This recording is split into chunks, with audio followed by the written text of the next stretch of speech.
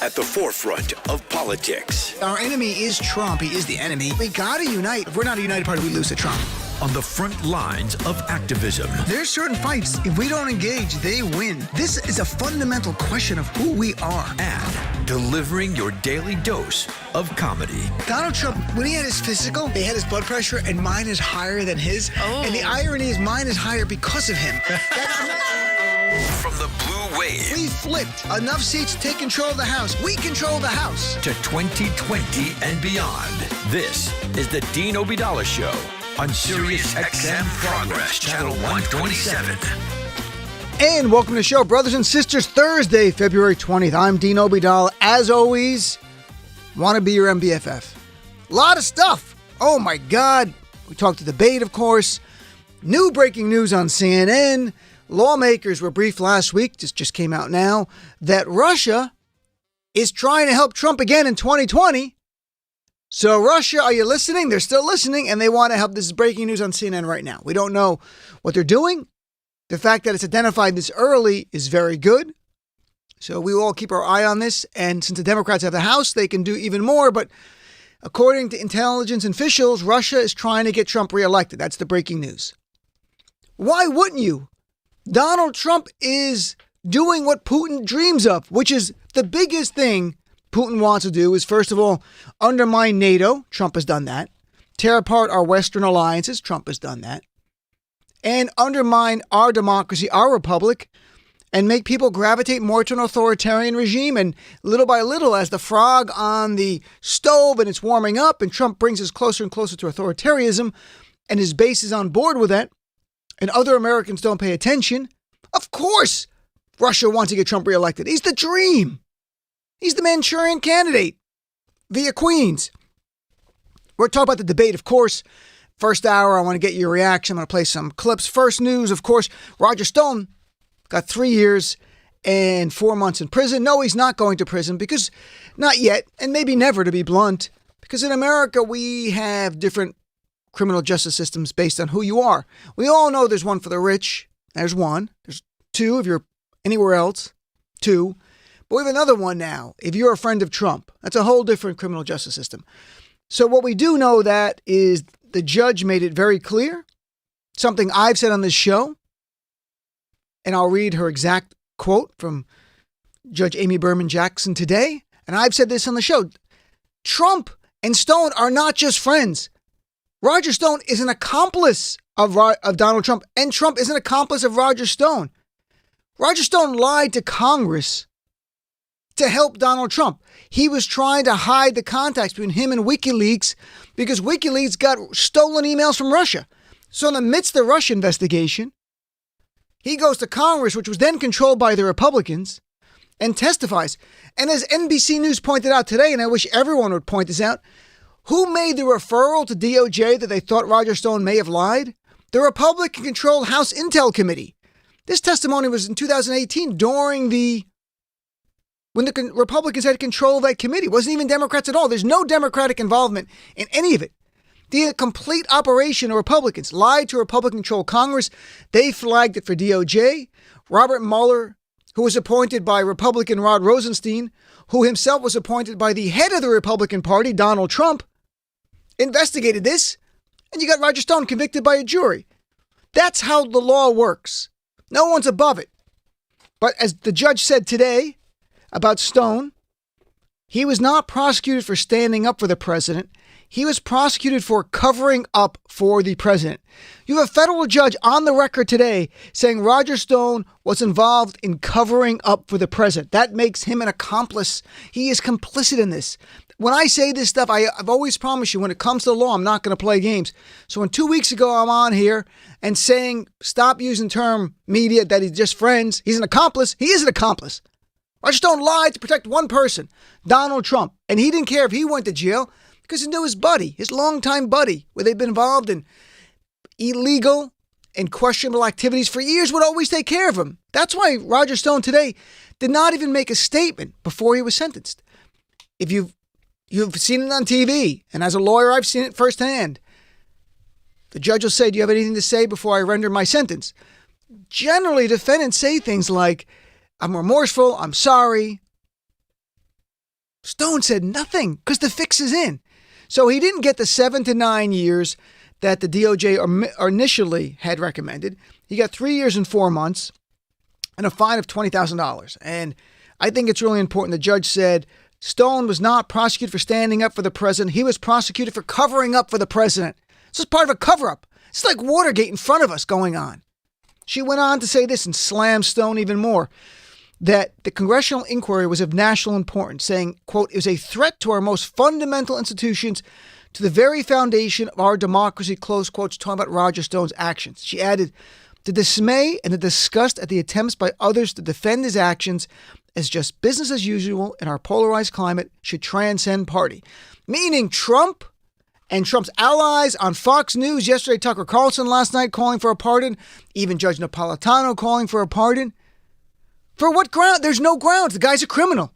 He lied to Congress. He had a trial, convicted on 7 felonies, 7 distinct felonies.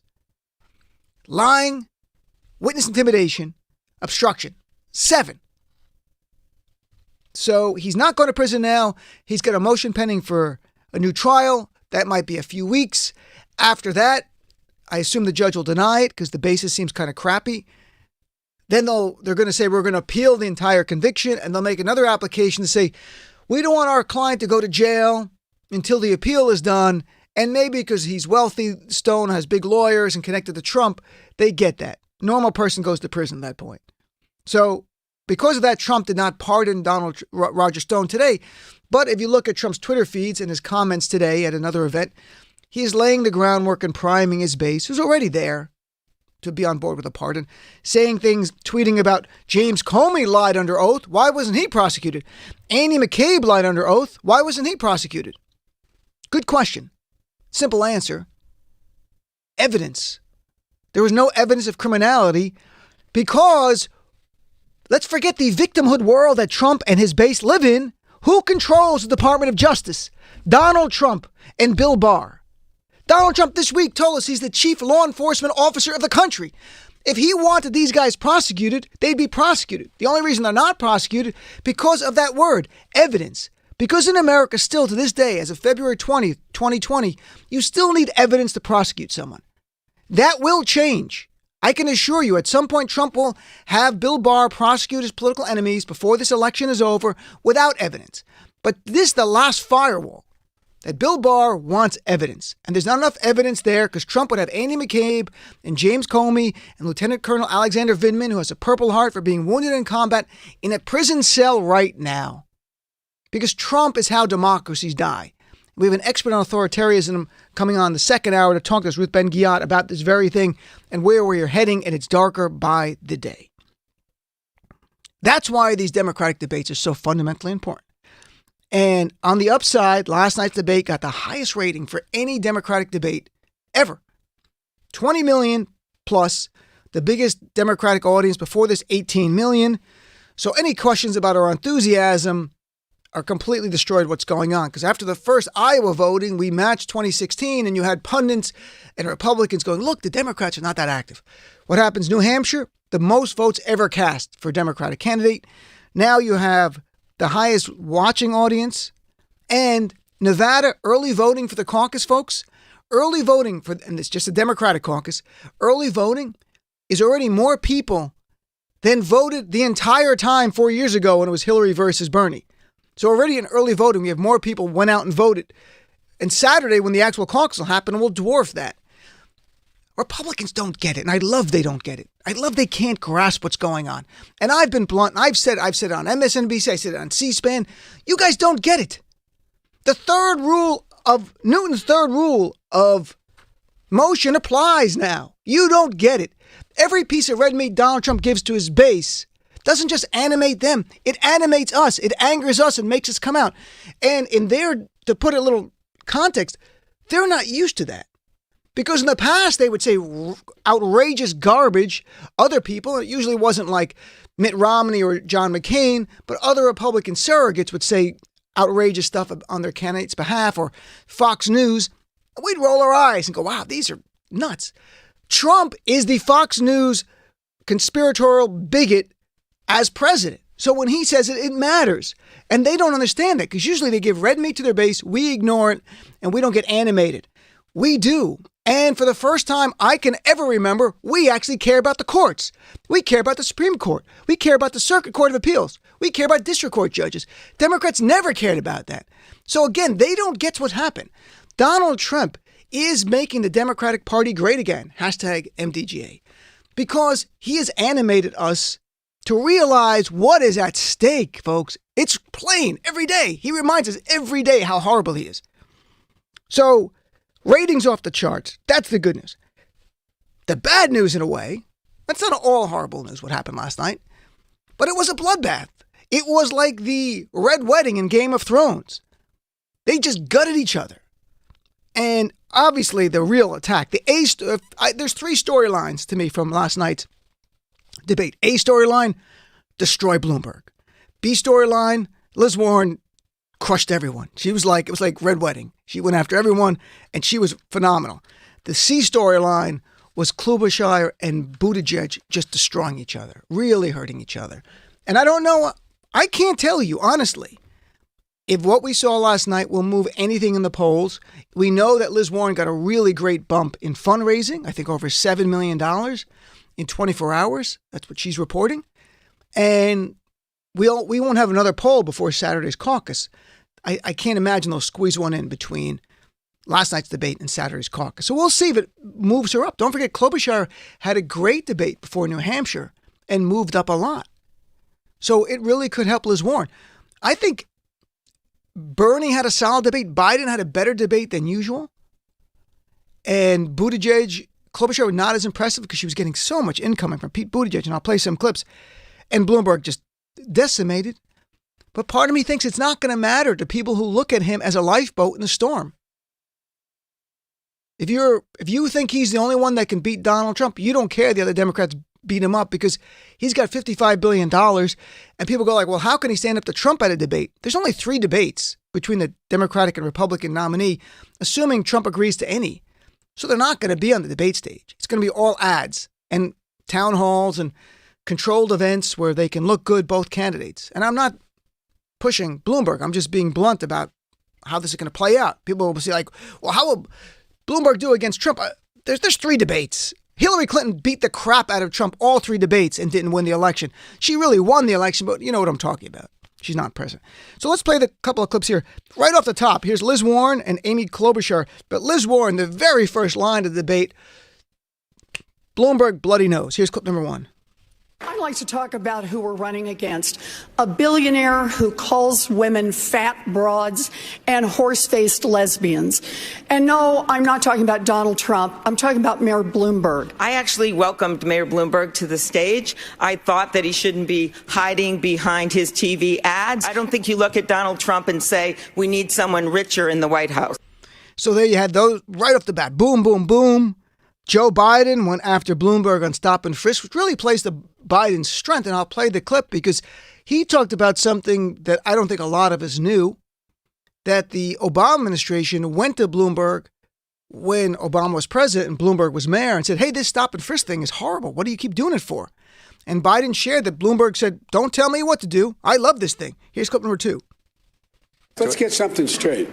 The reason the stop and frisk changed is because Barack Obama sent moderators to see what was going on. When we sent them there to say this practice has to stop, the mayor thought it was a terrible idea we send them there. A terrible idea. Let's get the facts straight. Let's get the order straight. And it's not whether he apologized or not, it's the policy. The policy was abhorrent, and it was, in fact, a violation of every right people have. And we are the one.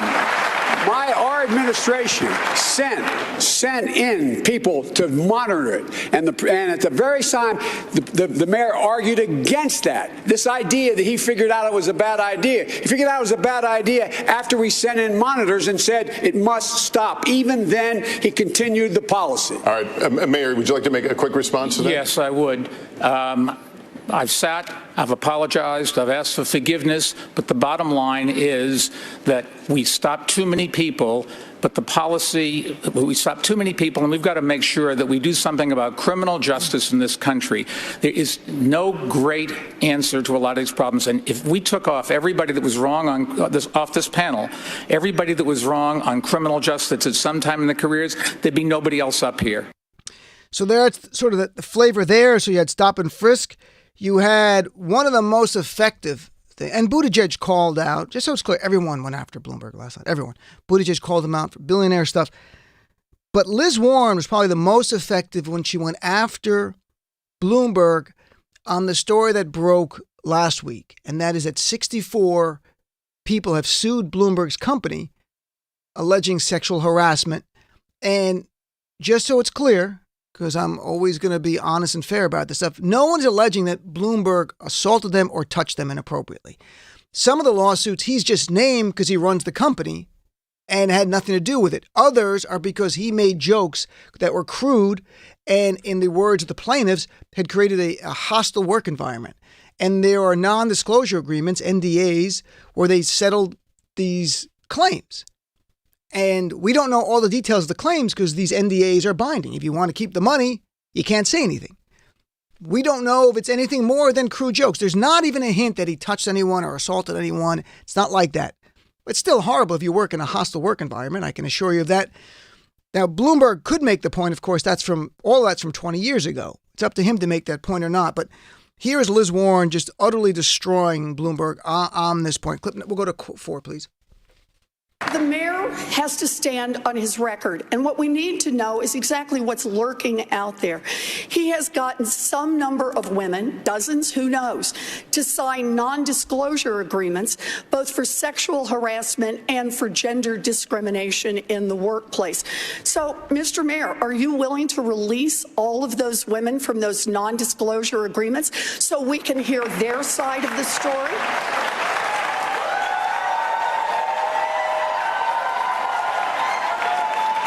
We have a very few non-disclosure agreements. How many is that? Let me finish. How many is that? None of them accuse me of doing anything other than maybe they didn't like the joke I told. And let me just put, there's agreements between two parties that wanted to keep it quiet, and that's up to them. They signed those agreements, and we'll live with it. So wait, when you say it is up to, I just want to be clear. Some is how many? And when you say they signed them and they wanted them, if they wish now to speak out and tell their side of the story about what it is they allege, that's now okay with you? You're releasing them on television tonight? Senator, no. Is that right? So he says no. And by the way, from the reporting, and this was Washington Post did a great job last week, it wasn't just jokes. He said it was just some jokes. It was also crude language, sexist remarks, making a hostile work environment. And the way, under the law, sexual harassment, when you sue someone civilly for that, there's the quid pro quo sexual harassment, which is straightforward. If you sleep with me, you're going to get a promotion. If you don't, you're not going to get a promotion. But there's another path for sexual harassment lawsuits that the employer can be held responsible for. And that is, it's a supervisor who does it or supervisors are told about it. And there's a hostile sexual, it's called a hostile work environment. That's the actual legal term. It's a hostile work environment that it's so unbelievable. It's like a locker room and the locker room talk and horrible stuff and people making snide comments about your body and how you look and everything. And men have made these claims as well, too. And then it's happened to them. But primarily it's women who have gone through the history, and especially in this time in the 1990s. So that's what's going on there. And then you had, this was kind of interesting, Bloomberg versus Sanders. It's like two old guys from the neighborhood fighting it out. If you ever saw the Sunshine Boys, it reminded me of that. Less funny, though, with Jack Lemmon and George Burns. Like, enter! Here's a little fighting from them. Clip number 5. The best-known socialist in the country happens to be a millionaire with 3 houses. What did I miss here? Well, you'll miss that I work in Washington, House 1. That's the first problem. Live in Burlington, House 2. That's good. And like thousands of other Vermonters, I do have a summer camp. Forgive me for that. Where is your home? Which tax haven do you have your home? New York City, thank you very much. And I pay all my taxes. And I'm happy to do it because I get something. And you had Bloomberg at one point refer to Bernie as a communist, which that doesn't help. I mean, that's where it's irresponsible. Be responsible if you're going to be on the Democratic stage. Bernie Sanders is not a communist. He's not even a true socialist in the term of how it's defined academically, which is socialism is very simple to define. It's government controls all modes of functionality of your society, meaning they run all the banks, they run all the farms, and they tell you what output you can do. They tell you how things are made, and they tell you they keep income in a certain range, and there's a kind of a sort of egalitarian life there, but there's still private ownership of property. Communism is different. So to say he's a communist is just stupid, and that was a low blow. I'm not even going to play that clip by Bloomberg, and the fighting over Bloomberg calling out Bernie for being a millionaire, which he is now from his book sales. It's not, he didn't have money for a long time. As a book, became a millionaire. So be it. And then here's the B storyline. Here's Liz Warren gutting everybody. Here's clip number 6. Mayor Buttigieg really has a slogan that was thought up by his consultants to paper over a thin version of a plan that would leave millions of people unable to afford their health care. It's not a plan, it's a PowerPoint. And Amy's plan is even less. It's like a Post-it note, insert plan here. So Liz Warren, really good debate. And then the other last storyline was Pete Buttigieg versus Amy Klobuchar. And as I told people, last Wednesday I flew back from New Hampshire and I happened to be on the same flight as Amy Klobuchar. And I saw her and I went up to her and gave her my card. This is what I always do. And I said, congratulations, because she came in third right behind Buttigieg. And she goes, you know what? 2 more days. If I had 2 more days, I would have beaten Buttigieg. So clearly they view each other as competitors for this other lane. It's a centrist lane. And it's sort of a new blood centrist lane where you've got Biden in the other one, and now Bloomberg comes in and is destroying their whole party. So here's a little bit of fighting between Mayor Pete and Klobuchar over Klobuchar in an interview last week did not know the name of the president of Mexico. And that's sort of what's leading into this fight that just gets ugly at some point. Clip number 7. But you're staking your candidacy on your Washington experience. You're on the committee that oversees border security. You're on the committee that does trade. You're literally in part of the committee that's overseeing these things. And we're not able to speak to literally the first thing about the politics of the country to ourselves. Are you trying to say that I'm dumb, or are you mocking me here, Pete? I'm saying that you shouldn't trivialize that I made an error. People sometimes forget names. I am the one that has, number one, has the experience based on passing over 100 bills. If I could respond, this was a pretty big allegation. He's basically saying that I don't have the experience to be president of the United States. I have passed over 100 bills as the lead Democrat since being in the U.S. Senate. I am the one, not you, that has won statewide in congressional district after congressional district. And I will say, when you tried in Indiana, Pete, to run, what happened to you? You lost by over 20 points to someone who later lost to my friend Joe Donnelly. There was a lot of that between those two. And they were next to each other on the stage, the way it lined up. And it was kind of brutal for them because, you know, right now you have candidates fighting for their political immortality. We are coming up to Nevada on Saturday. Next Saturday, South Carolina. That's a primary, not a caucus. Just 3 days later, it is Super Tuesday. And after Super Tuesday, some candidates will move on in this reality show that it feels like, and some will go home. That's the reality. Now, the billionaires can stay in as long as they want, but others who are not raising money, and if they're sliding, they're going to be gone. We have no idea. Look, part of the debate was great in that they got to show a contrast between each other on some level. But there was something fundamentally missing in this debate. And that was a sense that they're not just running against each other, that they're trying to defeat this guy named Donald J. Trump. That's who your goal is. That's who you want to defeat. A massive audience of 20 million people is the time to answer a question about yourself, set for what you're about, which we didn't have a lot of them affirmatively saying what they're about. They just went after each other. But then pivot, say what you're about, answer the question, then go to Trump. Then attack Trump. Everyone attack Trump. Here's your chance to make the case to Americans who are finally tuning into all of this, of how horrific this is. Look what happened the last week. You have Trump interfering with the DOJ investigation into his BFF, Roger Stone. That should have been all over this. There are now 6 Trump campaign officials who are convicted felons. We didn't hear that once. Stone, Cohen, Manafort, Papadopoulos, Flynn, Rick Gates. We should have heard their names. We should have heard that Trump is right now in federal court trying to end you and your family's coverage for pre-existing health conditions. We should hear that all the time. Trump talks about draining the swamp, said it again today. They should have talked about this week, Donald Trump sold pardons to the highest bidder. I'm not even exaggerating. Paul Pogue, who he gave clemency to, contributed $85,000 to Trump's victory fund, and this year, in the last year, has given the RNC, the Republican National Committee, $150,000. That's why he got clemency. This is government for sale. They pay for play. They should be talking about that. At not one time did I hear any of them say, you know what? We have to help the farmers because in 2019, farm bankruptcies went up 20%, the highest since 2011. I didn't hear that once. I didn't hear about job growth. 2019, the worst job growth since 2011. And that each year under Trump, job growth is getting smaller and smaller. We didn't hear that. Make the economic argument. Here's your time to do this. So yes, make a distinction between each other because you are running to be the leader of our party and our nominee. But use this platform to go after Donald Trump. And when you bring up Bloomberg on women, also bring up Trump on women. Remind Americans that Trump has stood with every Republican man who's been accused of abusing, assaulting, and harassing women. Remind them. Yeah, Bloomberg is terrible. You can make that point if you want. And go and remind her, we need another guy, because look what Trump did. He went to his rally after Dr. Christine Ford testified bravely and mocked her for laughs in front of thousands of people. Remind the American people over and over. Remind the American people while you're making the case for yourself about Trump's cruelty. And people go like, everyone knows that. No, they don't. We know this because we are uber involved. We are hyper involved.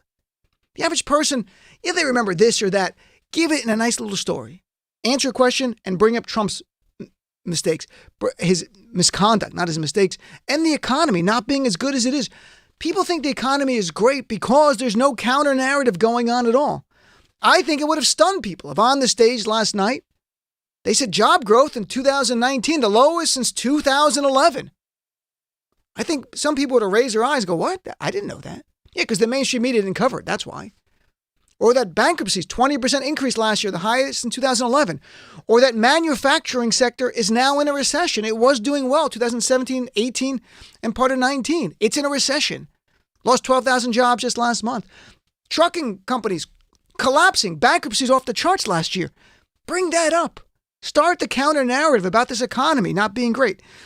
And here's one clip from Bloomberg that actually made sense. Here's clip number 9. I can't think of ways that would make it easier for Donald Trump to get reelected than listening to this conversation. It's ridiculous. Look, I don't agree. If you watch the debate in the context, he said that I don't agree. But overall, did this debate help some Democrats? Yes, it did. Will some move up in the polls? Maybe. Some will raise more money. We've seen that already. But will this debate in any way hurt Donald Trump? And it won't. And I think it's so important that our Democratic candidates realize they're not running for president of the Democratic Party. They're running for president of the United States of America. And that's what they have to defeat ultimately. It's Donald J. Trump. And in unison, we should hear their voices criticizing Trump over and over. Answer the question, and at some point, pivot to Trump on the key issues that affect American people. So what did you think of the debate? Did it change your mind at all? Are you now more for one candidate or another? Do you think it's fine they don't really talk about Trump anymore? Or are they missing an opportunity to do that very thing? And how do you think this might impact the caucus on Saturday in Nevada? Will someone get a bump? Will someone slide? Don't forget, Bloomberg is not on the ballot in either this Saturday's Nevada caucus nor in South Carolina. The first ballots he's chosen to be on are Super Tuesday on March 3rd. So he's not even relevant in terms of getting a bump in those elections coming up. But let's take a break, come back. We'll take your calls right to the top of the hour. 866-997-4748. The Dean Obeidallah Show. Voting is the most important civil right of our